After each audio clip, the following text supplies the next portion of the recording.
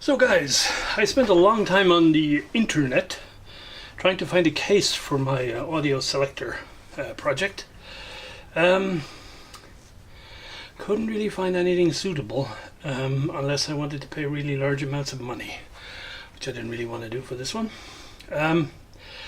So basically I wanted something that was at least the width of the Marantz cassette player so that I could fit it underneath.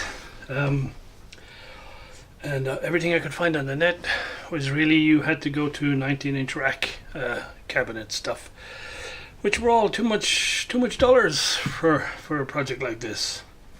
So I was getting a little frustrated, and then I suddenly remembered, as so often happens, that in my sort of selection of what I would describe as redundant antique electronics, I had this very early streaming media device,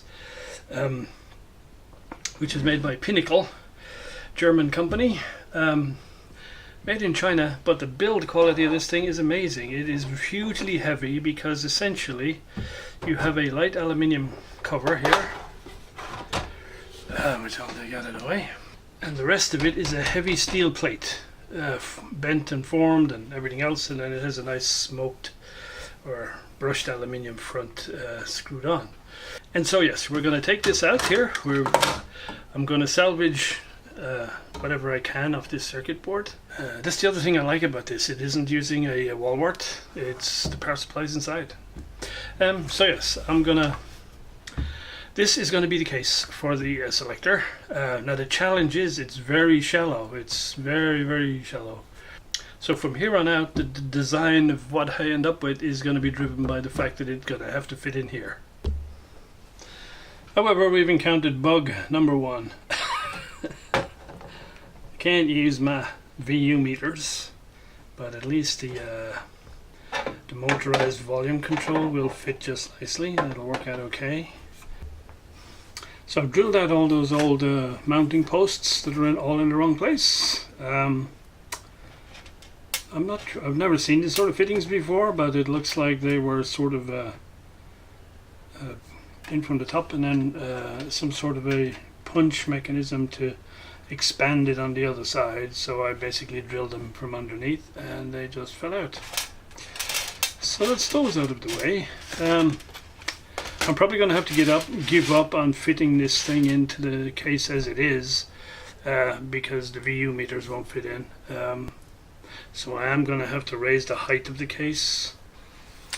So I can't fit all the bits and pieces into my low profile case just because of the VU meters, and I want to keep my VU meters, so I'm going to keep the base and the top, and make new front, back and side panels.